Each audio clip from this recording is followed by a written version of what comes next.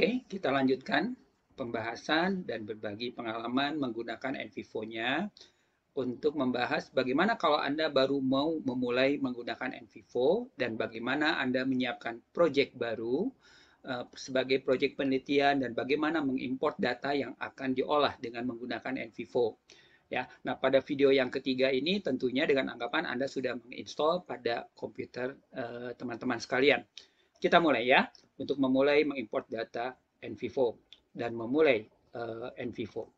Pertama-tama, kalau Anda sudah melakukan proses instalasi NVivo, saya coba sampaikan dulu dalam bentuk presentasi. Nanti setelah ini saya akan coba demokan ya dari mulai membuka, kemudian menyiapkan proyek baru dan mengimport datanya. Saya presentasikan dulu sebentar. Jadi, untuk memulai sebuah proyek baru ya pada NVivo, pertama-tama Anda buka terlebih dahulu NVivo-nya dengan pilih klik tombol start ya pada jendela Windows Anda, kemudian Anda pilih NVivo. Ya, sudah tidak memakai versi lagi untuk NVivo versi terbaru. Jadi Anda pilih start, Anda cari NVivo ya di all program khususnya. Tapi mungkin saja shortcut NVivo-nya sudah Anda tempatkan di desktop layar komputer Anda atau mungkin di lokasi tertentu. Pokoknya Anda cari NVivo, kemudian Anda klik 2 kali.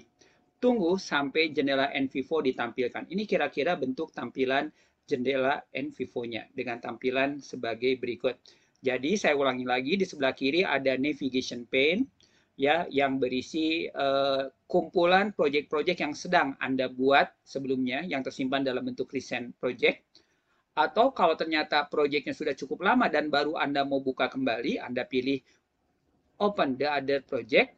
Tapi kalau Anda bermaksud membuat proyek baru, tentunya Anda pilih new project.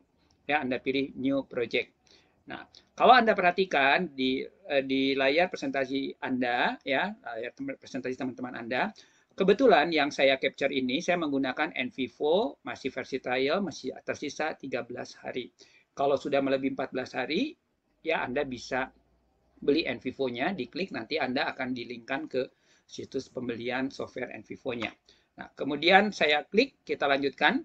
Setelah Anda pilih new project, karena memang saya bermaksud membuat project baru, jadi siapkan project baru dengan memilih new project, atau buka project yang sudah ada, yang tersimpan di open other project atau di recent project. Nah, langkah berikutnya, karena saya ingin membuat project baru, nanti akan keluar kotak dialog sebagai berikut. Pada kotak dialog new project di sini, Anda diminta menyiapkan nama projectnya apa. Tentunya nama project ini sesuai dengan rencana penelitian teman-teman sekalian. Kalau untuk tesis ya sesuaikan dengan nama project untuk tesis. Kalau untuk disertasi ya sesuaikan dengan nama project untuk disertasi.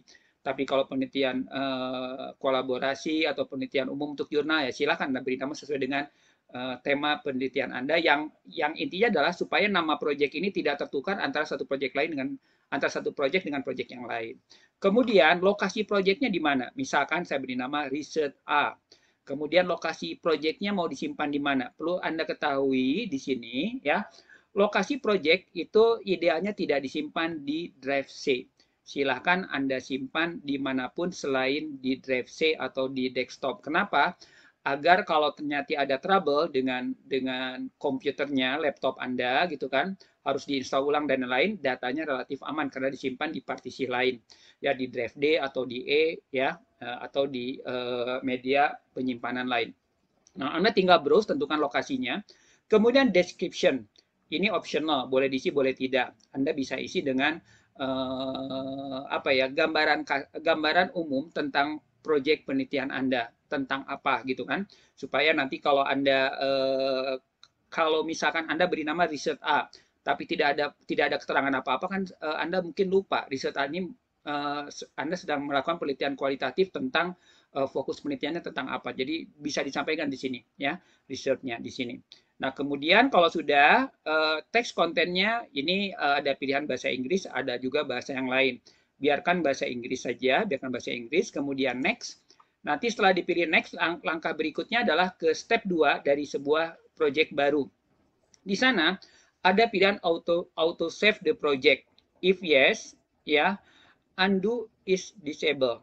Artinya begini, kalau misalkan Anda pilih yes, ya kalau Anda pilih yes, maka project yang sedang Anda garap, yang sedang Anda olah menggunakan NVivo, pada jeda waktu tertentu akan tersimpan otomatis. Misalkan saja di sini tersimpan per setiap 10 menit atau tersimpan setiap 5 menit secara otomatis. Ya. Cuma kalau Anda memilih yes, Anda kalau misalnya saja membuat sebuah kesalahan mau di-undo itu sudah tidak memungkinkan lagi. Jadi undo-nya di-disable kalau memakai otomatis. Tapi kalau Anda yakin bahwa Anda pasti ingat untuk sering menyimpan secara konsisten, Anda bisa jawab no. Kemudian Anda bisa juga diingatkan. Misalkan Anda jawab no, jadi saya tidak memakai autosave, tidak otomatis tersimpan pada jangka waktu tertentu, tapi saya minta diingatkan setiap 15 menit. Khawatirnya saya mengerjakan proyek penelitian, melakukan analisis, Anda tinggalkan karena ada tamu atau diskusi, lupa itu belum disimpan. Itu diminta diingatkan setiap berapa menit, silahkan. Ya, kemudian di sini project recovery. Artinya kalau tiba-tiba ada masalah dengan proyeknya, dengan proyek yang sedang diolah dengan NVivo-nya, Anda bisa merecovery file yang mungkin hang, file yang mungkin korup, ataupun file yang yang sudah Anda buat sebelumnya. Nah, Anda bisa memilih recovery di sini. Create recovery bisa dibuat per setiap apa? Ya, per setiap menit, per 5 menit. Ya, di sini Anda bisa memilih mau berapa menit disimpan sebagai backup recovery-nya. Ya, kemudian recovery-nya tersimpan berapa recent gitu kan, 1, 2, 3 dan seterusnya. Lokasi recovery-nya di mana? Terserah, default-nya itu ya di folder drive C-nya NVivo. Tapi kalau misalkan recovery-nya mau Anda simpan dalam lokasi tertentu, ya silakan Anda atur lokasinya di mana. Kalau sudah Anda klik create project dengan langkah ini, maka Anda akan masuk ke welcome to NVivo.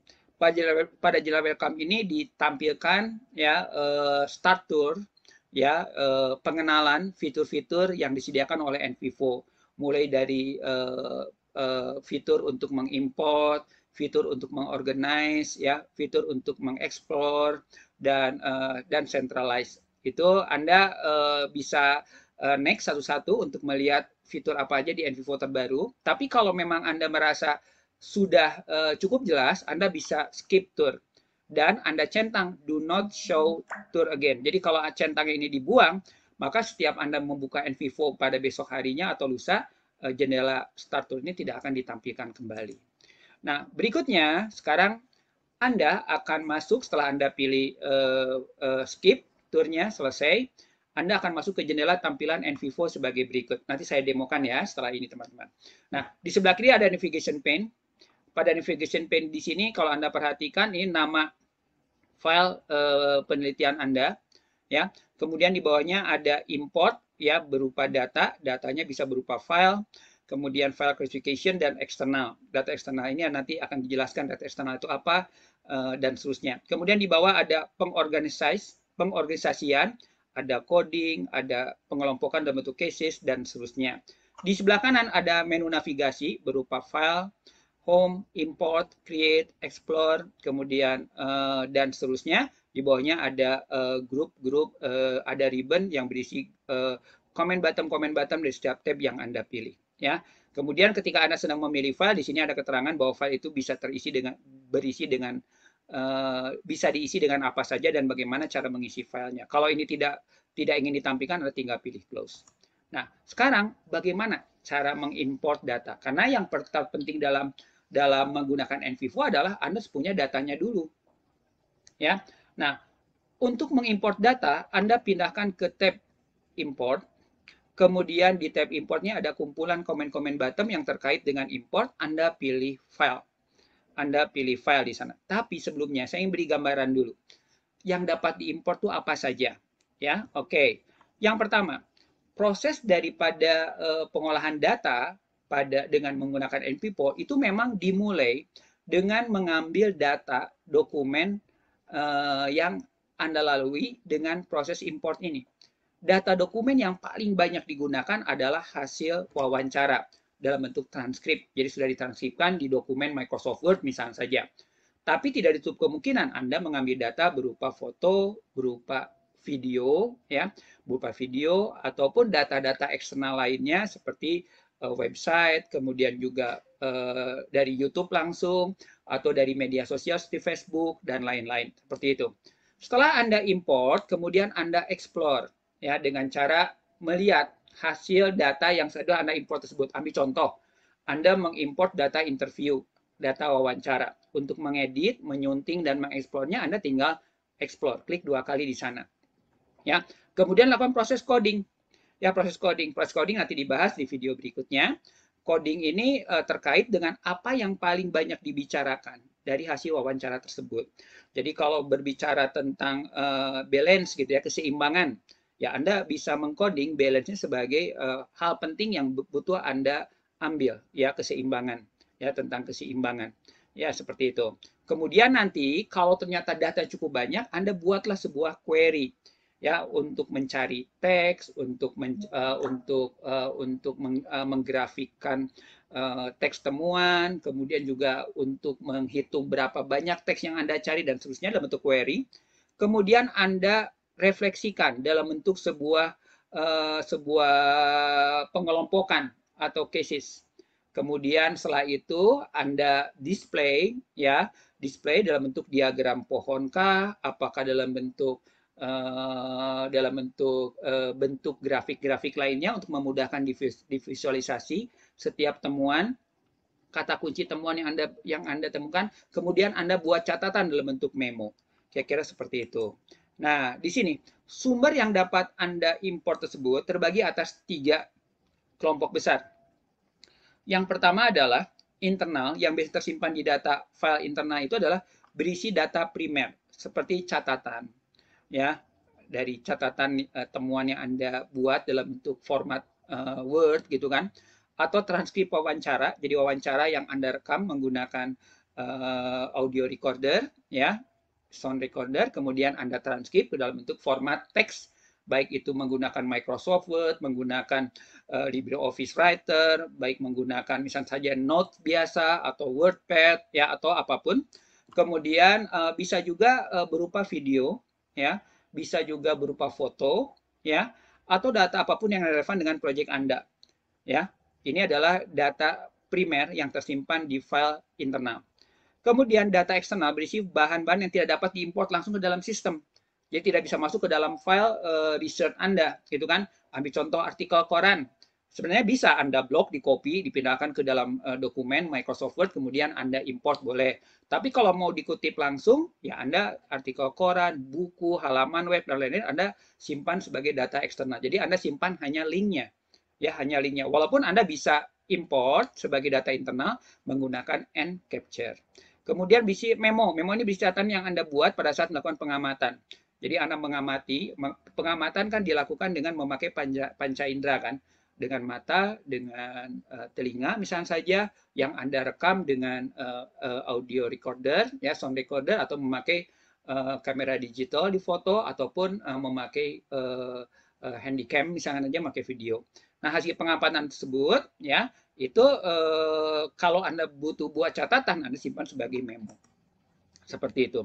Nah, data internal yang dapat Anda import itu bisa dokumen Microsoft Word, ya, baik itu format yang lama, doc ataupun docx, atau yang dibuat memakai Notepad atau WordPad, ya, akhiran filenya RTF, kemudian ataupun Notepad, plain text, TXT, gitu kan, atau PDF pun. Jadi kalau Anda menemukan sumber datanya PDF, ya silakan bisa diimport juga, ya, termasuk tabel dari Microsoft Excel. Kemudian video ini formatnya bisa format video apapun, yang paling umum MP4, MPEG, AVI, ya, format MP4 dan lain-lain. Kemudian yang audio itu format umumnya MP3 atau WMA atau WAV, itu juga bisa langsung diimport. Atau gambar foto, format gambar foto, hampir seluruh gambar foto dapat diimport, ya, paling umum kan JPEG, ya, JPG, format bitmap, GIF, ya, TIFF, dan lain-lain. Nah, sedangkan eksternal data yang dapat import seperti tulisan tangan dalam catatan harian, kemudian juga halaman web, ya, dan lain-lain, Anda bisa simpan di eksternal dan catatan Anda tadi. Nah, proses import tadi Anda pilih menu file, kemudian Anda pilih import. Ya, Anda pilih menu file, pilih import. Kalau saya kembali ke sebelumnya ya. Bentar. Nah, di sini Anda pilih import, kemudian pilih file. Setelah Anda pilih import, kemudian file, Ya, kemudian nanti Anda akan keluar kotak dialog import file. Tentukan lokasi penyimpanan dokumen yang akan Anda import sebagai sumber internal. Tadi baik dokumen foto, video maupun dokumen format doc ya dari hasil transkrip wawancara. Anda pilih nama filenya, kemudian Anda klik open, maka proses importing akan dilakukan. Ketika proses importing akan ditanya dulu lokasi penyimpanannya sudah betul, kemudian create a case this is import. Jadi selain Anda mengimport file, apakah mau dikelompokkan sebagai case gitu kan?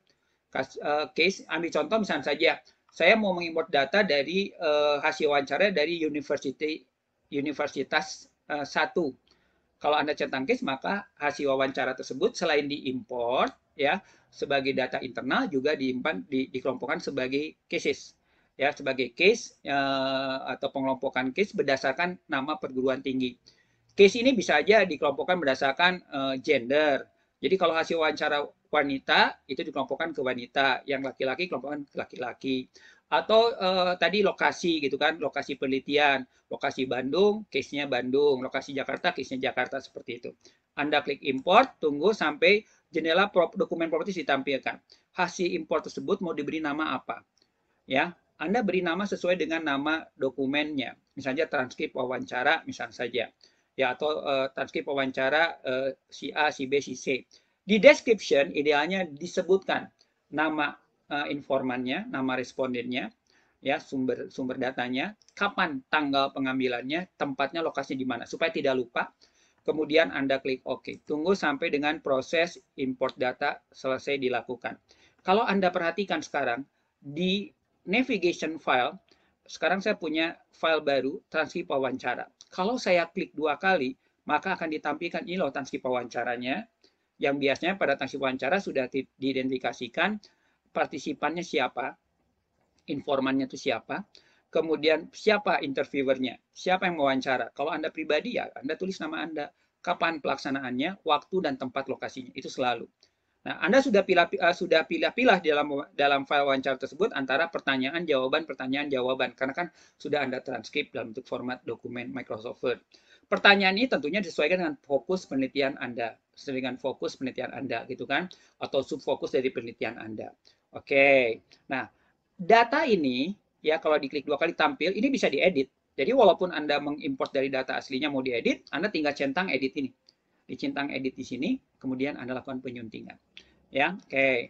Berikutnya, bagaimana kalau Anda mau mengimport foto? Sama saja prosesnya, Anda pilih import, kemudian Anda pilih file, Anda cari lokasi foto yang Anda inginkan. Fotonya di mana? Ya. Nah, bagaimana ya Anda memaknai kok foto bisa masuk sebagai dasar penelitian kualitatif? Padahal foto kan tidak bisa di-coding.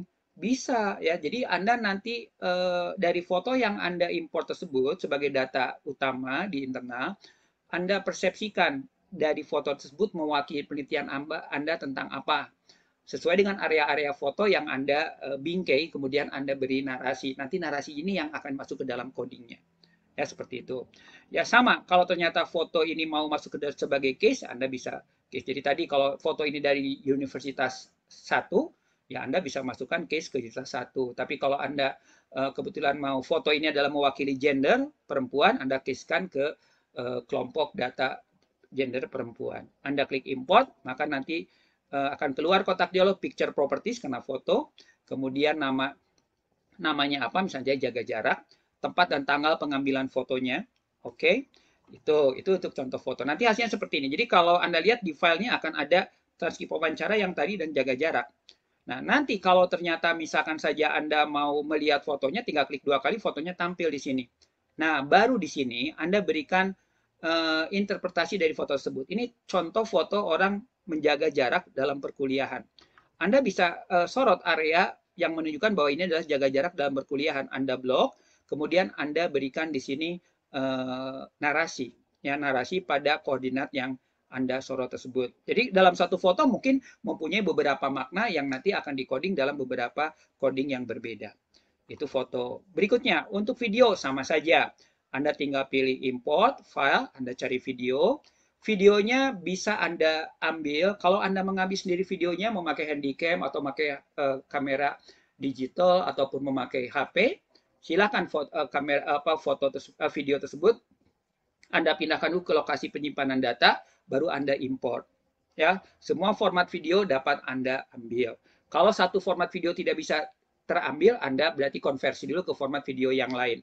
Ya, atau bisa juga Anda mengambil yang data videonya itu dari YouTube menggunakan Encapture seperti itu. Ambil salah satu video misalnya tentang wawancara perubahan paradigma pembelajaran ya di sini. Kemudian Anda kalau mau dimasukkan ke dalam case boleh dicentang, Anda klik. Kemudian di sini nama videonya apa, harusnya spesifik ya, sesuai dengan video yang sedang Anda ambil, tempat, tanggal, dan waktu, serta sumber videonya. Kemudian Anda klik OK, maka masuk. Jadi Anda punya 3 file nih contoh, yaitu transkrip wawancara, kemudian foto jaga jarak, dan video. Kalau ingin melihat videonya tinggal klik 2 kali, nanti videonya masuk. Nah, video ini dapat Anda transkrip sesuai dengan areanya. Misalnya dari menit ke-1 sampai menit ke-2 itu berbicara apa?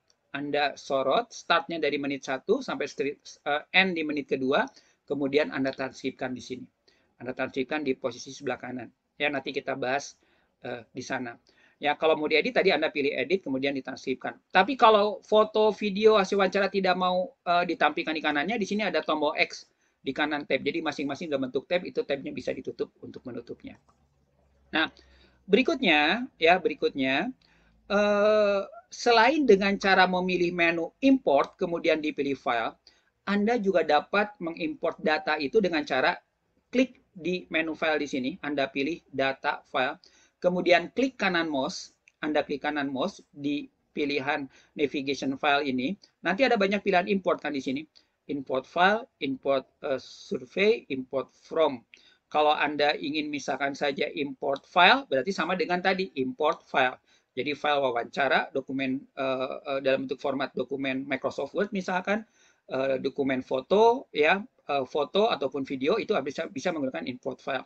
Tapi bisa juga Anda mengambil data yang diambil dari Encapture, atau mengambil data yang dari software-software pengolahan citasi seperti dari Mendeley, dari Zotero, dari EndNote, ya seperti itu. Jadi alternatif untuk mengimport data bisa berbagai cara. Jadi bisa memakai shortcut, klik kanan mouse, Anda pilih import, atau pilih import, kemudian Anda pilih file, sama aja. Nah, berikutnya, bagaimana kalau misalkan Anda ingin mengelompokkan folder?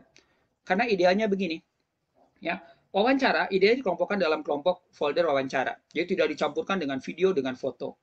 Nanti video dikelompokkan dalam bentuk kelompok video. Kemudian untuk yang hasil rekaman suara ataupun foto, tadi wawancara dalam bentuk kelompok file folder wawancara, video dalam kelompok folder video, foto dalam bentuk folder foto, sehingga tidak tercampur baur. Cara membuatnya, Anda simpan di menu file, kemudian Anda klik kanan mouse, Anda pilih new folder, membuat folder baru. Anda pilih new folder, dia tanya mau diberi nama folder apa. Misalkan Anda buat 3 buah folder wawancara, folder video, dan folder foto. Kira-kira seperti itu. Nah, sehingga nanti kan Anda lihat tuh di bawah menu file, subfoldernya ada audio, video, dan wawancara. Selanjutnya nanti yang transkrip wawancara di drag aja ke sini. Atau boleh edit copy, edit cut, pilih wawancara, edit paste atau paste. Atau jaga jarak, edit cut, kemudian pindahkan ke, ini karena foto, pindahkan ke foto, edit paste. Kemudian video, edit cut, Anda pindahkan ke video. Kira seperti itu. Nah, itu contoh bagaimana Anda mengimport data yang ditempatkan pada project NVivo yang sedang Anda garap.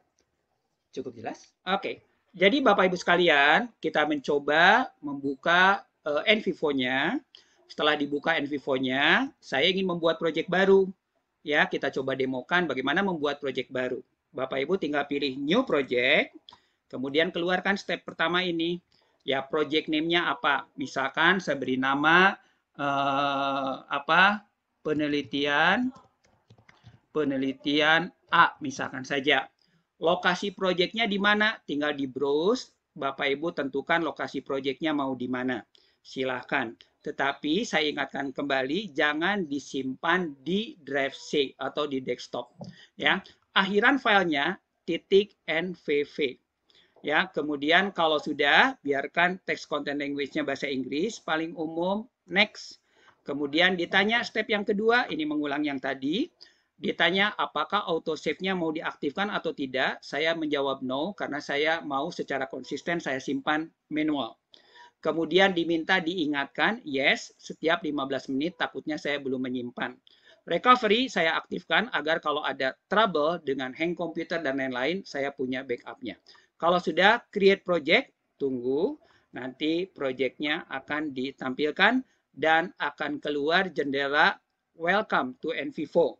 Yang tadi ini kalau kita lihat statusnya itu seperti ini adalah hal-hal yang dapat atau fitur-fitur yang disediakan oleh NVivo.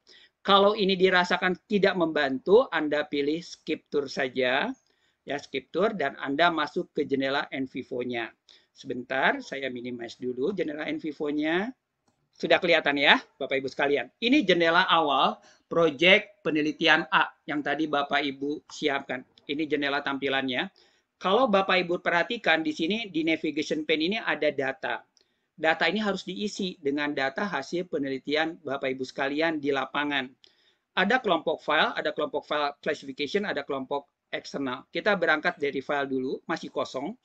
Untuk mengimport data, Bapak Ibu pilih import di sini, pindahkan ke tab import, kemudian pilih file. Sebenarnya Bapak Ibu sekalian ini bisa mengambil data dari manapun, ya, dari manapun. Sementara kita memperkenalkan yang import file dulu, kemudian cari hasil data, hasil wawancara terlebih dahulu. Wawancara 1, open, kemudian dia tanya, ya, ketika mau diimport, apakah mau dibuat create a case each import filenya. Kalau mau Anda centang, ya di sini, kemudian nama klasifikasi case-nya itu apa? Misalkan saya beri nama Universitas 1. Jadi tempat Universitas 1. Kemudian kalau sudah, saya klik import. Maka dia masuk. Maka sekarang Anda lihat ya, keluar kotak dialog dokumen properti. Mau diberi nama apa? Namanya transkrip wawancara Universitas 1 sudah betul. Jangan lupa diisi deskripsinya. Apakah itu mungkin tempat, nama responden atau informan, waktu, tanggal, dan lain-lain. Kalau sudah klik OK, maka masuk. Satu file transkrip wawancara akan masuk ke sini. Ya, ini kalau lebar kolomnya kurang tinggal digeser. Ini wawancara dari Universitas 1. Kalau Anda ingin melihat hasil transkrip wawancara yang Bapak Ibu import, tinggal diklik 2 kali di sini, klik 2 kali. Ya, nanti akan ditampilkan sebagai berikut.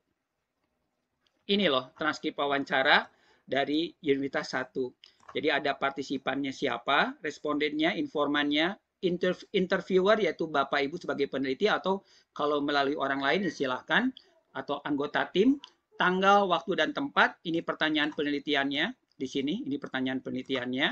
Kemudian ini jawabannya. Anda lihat jawabannya juga sudah ditranskrip. Ini pertanyaan yang kedua, ini jawabannya, ya. Ini pertanyaan ketiga dan jawabnya. Seterusnya seperti ini. Kalau ini mau diedit, mau disunting, Anda tinggal pilih centang edit. Ya, setelah dicentang edit bisa dilakukan perubahan terhadap transkrip ini. Ya, kalau sudah selesai centang editnya dibuang, kemudian Anda bisa tutup menggunakan tombol X yang ada di sini. Ya, karena dia berupa tab X hilang. Berarti satu transkrip wawancara berhasil Bapak Ibu import. Ini satu transkrip wawancara dari Universitas 1. Kalau ternyata ada transkrip yang kedua, Bapak Ibu import lagi, kemudian file lagi dari sini. File lagi seperti ini. Kemudian setelah itu Anda cari transkrip wawancara yang kedua, misalkan ini. Ambil, ya, kemudian setelah itu ini diberi nama, ya, new classification. Ini saya beri nama Universitas 2. Universitas 2. Sorry ya, biar konsisten. Universitas 2 seperti ini. Kemudian import. Maka masuk, di sini diberi nama transkrip wawancara Universitas 2. Jangan lupa deskripsi, tapi sementara saya kosongkan biar cepat. Oke, berarti Anda sekarang sudah punya 2 transkrip. Ini contoh kalau transkripnya berupa dokumen wawancara. Tapi kalau ingin berupa foto, Anda pilih file lagi, kemudian Anda cari yang jenis datanya foto. Otomatis nanti NVivo tahu bahwa itu data foto. Misalnya di sini tadi kuliah dengan jaga jarak, saya ambil ini. Ini foto. Kalau ingin kelihatan fotonya, boleh saya pilih memakai ini, tampilan seperti ini. Seperti ini. Saya ambil ini, kuliah dengan jaga jarak, klik 2 kali, kemudian ini boleh saya pilih di tas 2, klik import. Maka masuk seperti ini. Namanya apa? Kuliah dengan jaga jarak. Oke, description-nya apa? Sama saja, klik OK. Masuk. Ini beda tuh. Ini simbolnya beda. Ini picture, ini simbol dokumen biasa. Oke, kemudian untuk video sama. Saya pilih file. Kemudian saya pilih video, hasil wawancara. Bentar, video agak lama ketika proses pengambilannya. Kenapa? Karena ukuran file cukup besar. Kemudian di sini mau diberi nama apa? Ya silakan. Anda di sini judulnya itu adalah videonya wawancara disrupsi dan perubahan paradigma pembelajaran akibat COVID-19. Ya, ini paradigma pembelajaran cukup saya persingkat ya seperti ini. Oke, ukurannya 164 MB ya. Anda klik OK. Tersimpan. Sekarang berarti pada menu file ini Anda sudah mempunyai 4 buah file hasil import, yaitu transkrip wawancara ada 2, video 1 dan foto 1. Nah, seperti saya sampaikan tadi, kalau perlu lebih baik difolderkan. Jadi misalnya saja di sini saya mau buat folder baru, saya tinggal klik 2 kali, klik kanan mouse, Anda pilih new folder, saya ketikkan wawancara.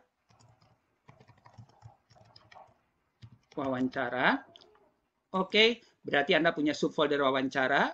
Klik kanan mouse lagi, new folder. Saya ketikkan di sini misalnya saja video. Oke, saya klik kanan mouse lagi, new folder. Saya ketikkan foto. Oke, nah tinggal yang wawancara 2 ini, saya pilih dua-duanya, saya drag ke wawancara ke sini. Masuk dia pindah ke wawancara. Yang foto kuliah jaga jarak, saya pindahkan ke foto, ke sini. Kemudian yang video, yang ini, saya drag ke sini, saya pindahkan ke video. Oke, nah sekarang kita lihat ya, yang wawancara ada 2 file, yang video ada 1 file, dan foto ada 1 file. Nah itu contoh bagaimana mengimport data, ya, dan bagaimana membuat folder. Nanti kalau Bapak Ibu tadi wawancara untuk melihatnya tinggal klik 2 kali, masuk tampilan hasil wawancaranya. Saya ingin melihat video, foto, saya klik foto, klik 2 kali pada foto. Nanti akan dibuka tab untuk foto. Jadi di atas ada 2 tab, tab wawancara ini, dan ini tab foto. Ya, foto ini bisa dimaknai, Anda tinggal blok area, jadi diedit seperti ini. Ya, diedit, centang. Kemudian Anda blok area seluas ini. Kemudian setelah itu Bapak Ibu region ini diberi konten penjelasan apa. Misalnya ini foto keterwakilan menjaga jarak. Nanti yang blok ini kontennya keterangan tentang menggunakan masker dalam pembelajaran, kayak seperti itu. Sedangkan video juga sama, Anda pilih video, Anda klik 2 kali video, maka nanti Anda punya tab video di sini. Nah, tab video ini bisa dijalankan, Anda tinggal klik, nanti akan dijalankan. Seperti ini, sebentar. Ini ada di sebelah kanan. Nanti di sini, ya, nanti bisa dijalankan video videonya seperti apa.